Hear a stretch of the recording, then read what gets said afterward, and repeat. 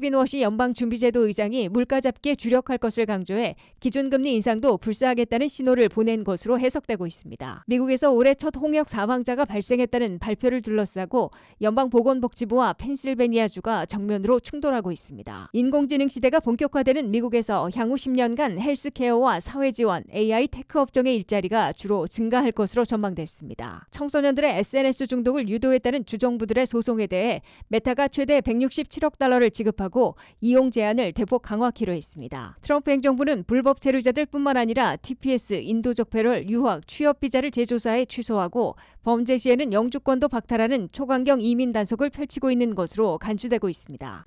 시청자 여러분 안녕하십니까? 워싱턴 뉴스 투데이입니다. 케빈 워시 연방준비제도 의장은 인플레이션 상승에 우려를 표시하고 물가 잡기에 주력할 것으로 강조해 개선이 없으면 기준금리 인상도 불사하겠다는 신호를 보낸 것으로 해석되고 있습니다. 케빈 워시 의장의 이 같은 발언으로 9월 16일 기준금리를 0.25%포인트 인상할 가능성이 거의 60%로 25%포인트나 급등한 것으로 나타났습니다. 한면태 기자가 보도합니다. 미국 경제의 조타수 케빈 워시 신임 연방준비제도 의장이 물가 잡기 총력전을 선언해 기준금리 인상의 시계를 앞당기고 있는 것으로 보입니다.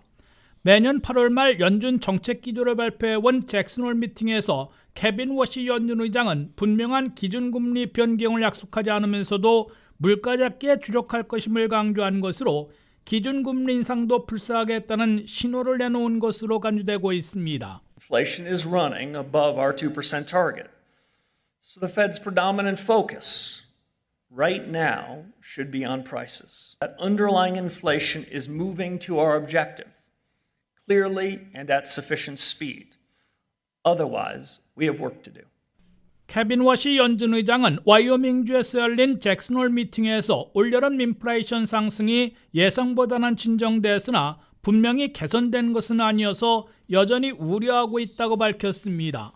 워시 연준 의장은 특히 고용과 물가 사이에서 물가 잡기에 더 주력하게 될 것임을 강조해 개선되지 않으면 기준금리 인상도 불사하겠다는 입장을 내비친 것으로 CNBC 등 미 언론들은 간주하고 있습니다.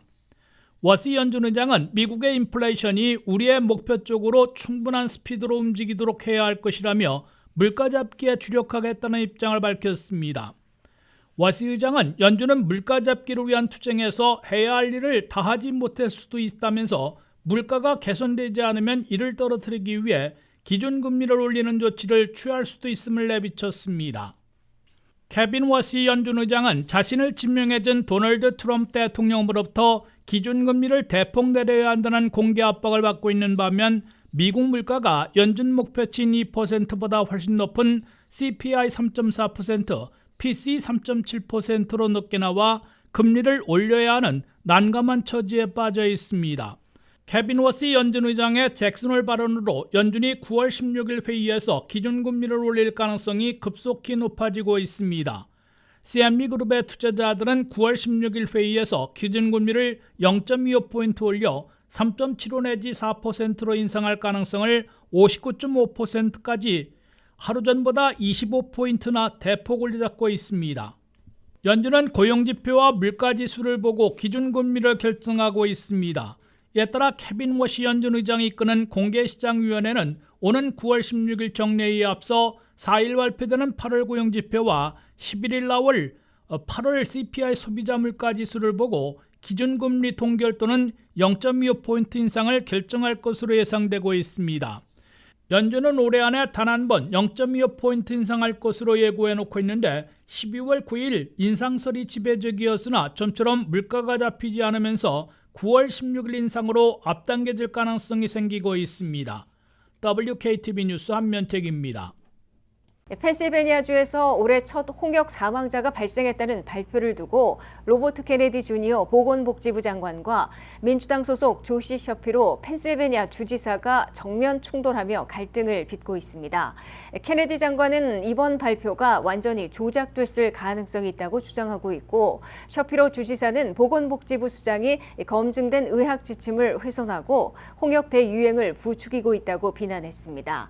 전문가들은 백신 접종 지연 확산에 따른 틈이 생겼다고 경고하고 있는 가운데 올해 미국 내 홍역 확진 건수는 2,700건을 넘어 35년 만에 가장 높은 수준을 기록했습니다. 안혜린 기자가 보도합니다. 미국에서 올해 첫 홍역 사망자가 발생했다는 발표를 둘러싸고 연방정부와 펜실베니아주가 정면으로 충돌하고 있습니다. 케네디 보건복지부 장관은 랭커스터 카운티의 홍역 사망 사례가 조작됐을 가능성이 있다고 주장했지만 펜실베니아 주지사는 관련 정보 비공개는 사망자의 개인정보 보호를 위한 조치라고 반박했습니다. 양측의 공방은 백신 문제로까지 번지며 주 정부는 케네디 장관이 백신에 대한 잘못된 정보를 퍼뜨려 접종 신뢰를 떨어뜨리고 있다고 비난했습니다. 이번 논란에서 더 중요한 것은 미국의 홍역 환자가 빠르게 늘고 있다는 점입니다. 올해 확인된 홍역 환자는 2,777명으로 1991년 이후 가장 많은 수준입니다. 미국 전체 인구에 비하면 환자 수가 많지 않아 보이지만 홍역은 감염자 한 명이 면역력이 없는 여러 사람들에게 쉽게 전파할 수 있는 전염력이 매우 강한 감염병입니다. 특히 학교나 교회, 대가족처럼 사람들이 밀접하게 생활하면서 백신 접종률이 낮은 지역에서는 소수의 환자만으로도 집단 감염으로 번질 수 있습니다. 미국은 2000년 국내에서 지속적으로 전파되는 홍역을 사실상 퇴치했다고 선언했기 때문에 최근 수천 명의 환자가 발생한 것은 과거에 억제했던 질병이 다시 확산하고 있다는 의미가 있습니다. 사망자가 적더라도 안심하기 어려운 이유도 여기에 있습니다. 대부분은 회복하지만 일부 환자는 폐렴이나 뇌염 같은 심각한 합병증으로 이어질 수 있고 역류아나 면역력이 약한 사람들에게는 위험이 더 큽니다. 보건 전문가들이 중요하게 보는 것은 사망자 숫자보다 지역사회의 예방접종률이 떨어져 홍역이 계속 퍼질 수 있게 되는 환경이 만들어지고 있느냐는 겁니다. 이번 사망자 발표는 트럼프 행정부가 아동 백신 권고 체계를 축소한 직후 나왔다는 점에서도 정치적 논쟁이 더욱 커지고 있습니다. 전문가들은 백신으로 대부분 예방할 수 있었던 홍역이 다시 확산하는 것은 지역사회의 면역 장벽이 약해지고 있다는 신호가 될 수 있다며 정치적 논쟁과는 별개로 정확한 감염 정보와 예방접종 지침을 확인해야 한다고 강조하고 있습니다. WKTV 뉴스 안혜린입니다. 인공지능 시대가 본격화되는 미국에서 향후 10년간 헬스케어와 사회지원, AI 테크 직종의 일자리가 주로 증가할 것으로 연방노동통계국이 전망했습니다.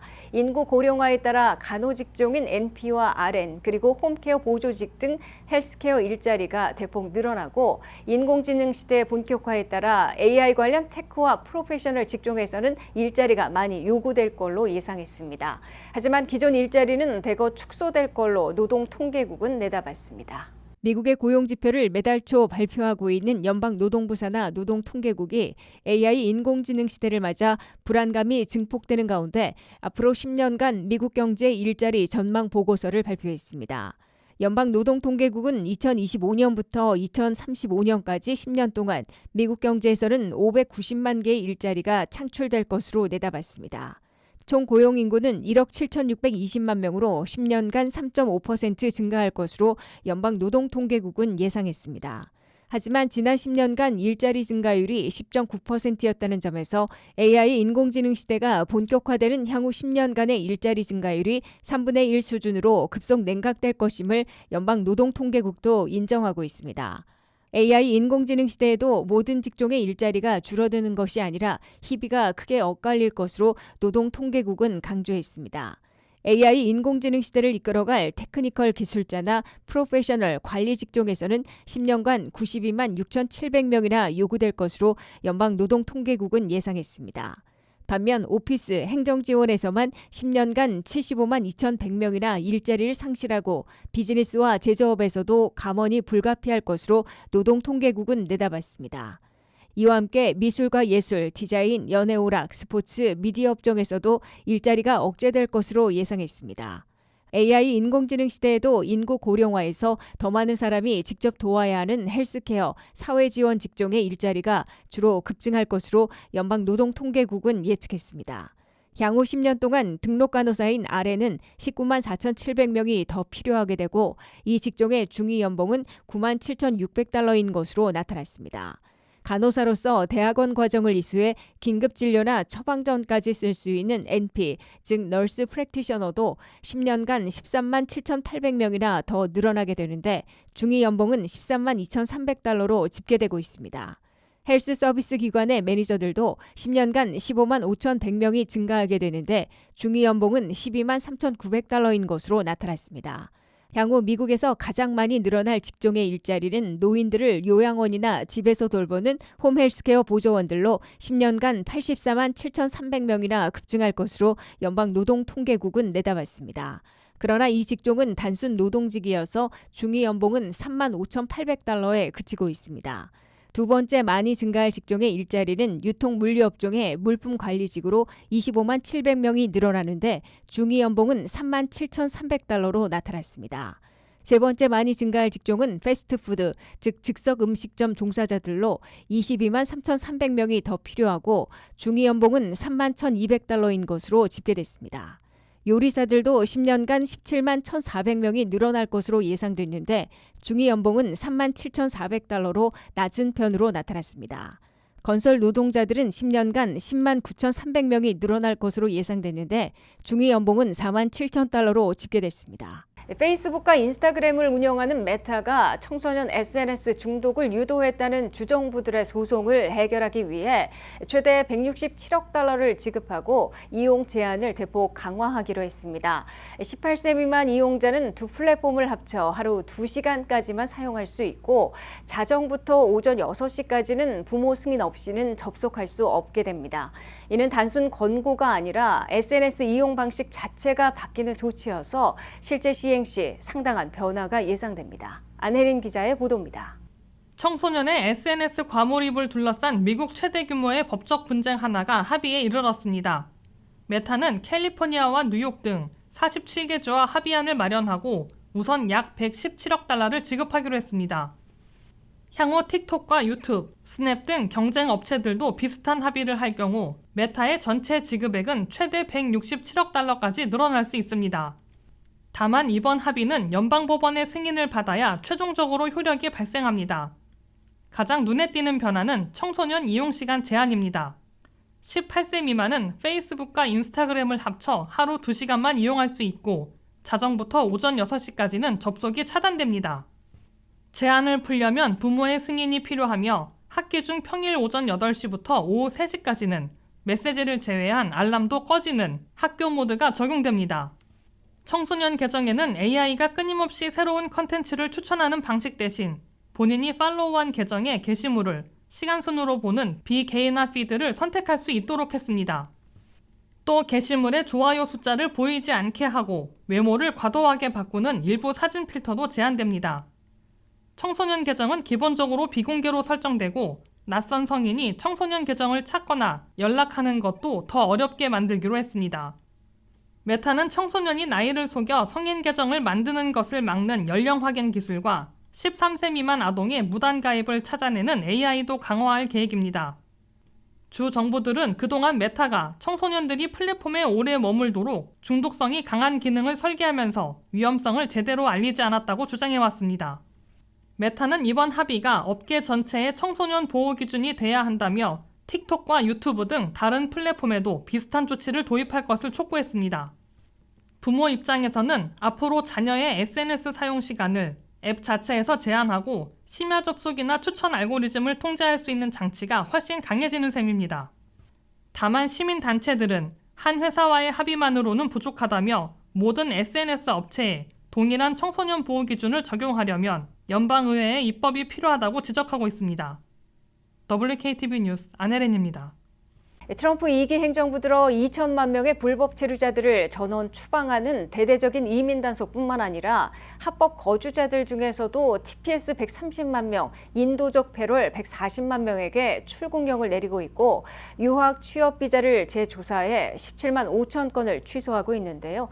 여기에 사업과 방문 비자로 망명 신청을 한 20만 명의 비자를 취소하는 작업에 돌입했습니다. 또한 범죄 시에는 다카 청소년들과 영주권자들, 귀화 시민권자들도 자격이 박탈되고 있습니다. 한면태 기자의 보도입니다. 트럼프 2기 행정부에서는 미국서 태어난 태생 시민권자들 이외에는 추방의 안전지대가 지속적으로 사라지고 있습니다. 트럼프 이기 정부는 2천만 명 이상으로 언급하고 있는 불법 체류자들을 전원 추방하겠다는 사상 최대 불법 체류자 체포 추방 작전에 박차를 가하는 동시에 합법 거주를 허용해온 TPS 임시보호 신분과 인도적 패럴 즉 일시 치료허가 프로그램들을 모두 종료시키고 250만 명 이상에게 출국령을 내리고 있습니다. 첫째, 트럼프 행정부는 이재민들에게 부여해온 TPS 임시보호 신분 프로그램들을 모두 종료시켰다고 공식 선언하고 17개국 출신 130만 명 모두에게 미국을 떠나라 아니면 강제 추방하겠다는 출국령을 내리고 있습니다. 17개국 출신 130만 명이 부여받아온 TPS는 연방 대법원까지 종료 허용 판결을 내리면서 종료일에 맞춰 잇따라 끝나고 있으며 9월 9일 엘살바도르 출신 17만 명의 TPS도 종료될 것으로 예고되고 있습니다. TPS 종료와 출국령을 받은 출신 국가들을 보면 베네수엘라 출신들이 60만 명으로 가장 많은 것으로 나타났습니다. IT 출신들이 그 다음으로 33만 5천 명이 미국을 떠나야 할 처지에 내몰렸습니다. 전쟁을 피해 미국에 온 아프간 출신들이 8,100명, 시리아 출신들은 6,100명으로 나타났습니다. 둘째, 주로 바이든 행정부 시절 대거 입국한 인도적 패럴, 일시 치료허가 프로그램들도 모두 종료하고 있어 140만 명에게 미국을 떠나도록 요구하기 시작했습니다.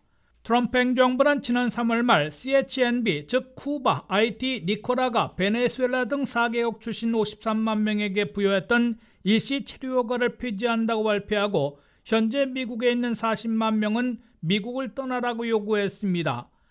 가장 큰 규모는 바이든 시절인 2023년 1월부터 임기 말까지 2년 동안 CBP-1이라는 앱을 통해 예약하고 미국에 들어와 일시 체류를 허가받은 98만 5천 명이나 있습니다. 인도적 패럴 프로그램의 종료는 현재 소송이 걸려 연방 대법원까지 올라가야 할 것으로 예고되고 있습니다. 셋째, 추방유예를 받아온 다카 청년들도 앞길이 불투명한 공중에 떠 있을 뿐만 아니라 조금이라도 다른 범법 사실과 연루되면 추방유예를 박탈당하고 추방까지 당하고 있습니다.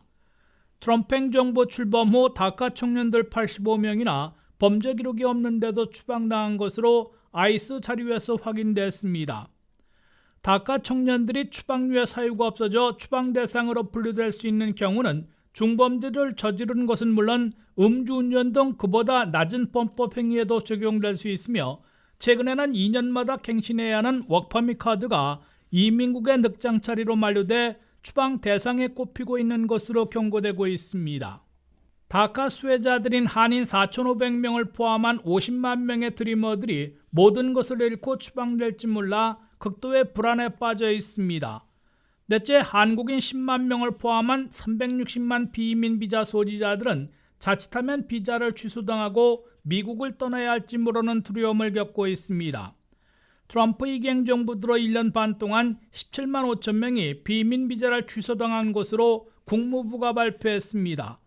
현재는 미국에 들어와 망명을 신청한 외국인들 중에 B1 사업 비자와 B2 방문 비자 소지자들은 비자 목적 위반으로 20만 명이나 되고 비자 취소 조치에 착수한 것으로 국무부가 경고했습니다. 다섯째, 트럼프 시절에는 영주권자와 기화 시민권자들까지 안심하지 못하고 있습니다. 영주권자라 할지라도 범죄를 저질러 집행유예를 포함한 365일 이상의 실형을 선고받으면 추방됩니다. 트럼프 행정부의 표적 이민 단속 최우선 순위에는 범죄 외국인들 66만 명이나 포함돼 있어 불법 체류자들은 물론 합법 영주권자들도 포착되면 추방 절차에 넘겨질 위험을 겪게 됩니다. 심지어 트럼프 행정부는 귀화 시민권 박탈 캠페인에도 박차를 가하고 있습니다. 트럼프 행정부는 7월까지 89건을 연방법원에 제소했고 그중 19건에서 승소해 실제 귀화 시민권 박탈에 돌입하고 있습니다. 트럼프 행정부는 형사범죄자 이민 사기를 중심으로 오는 10월까지 250건이나 시민권 박탈 소송을 제기할 계획이어서 귀화 시민권을 박탈당하는 사례가 속출할 것으로 예상되고 있습니다. WKTV 뉴스 한면택입니다. 이상으로 워싱턴 뉴스투데이를 마치겠습니다. 시청해주신 여러분 고맙습니다.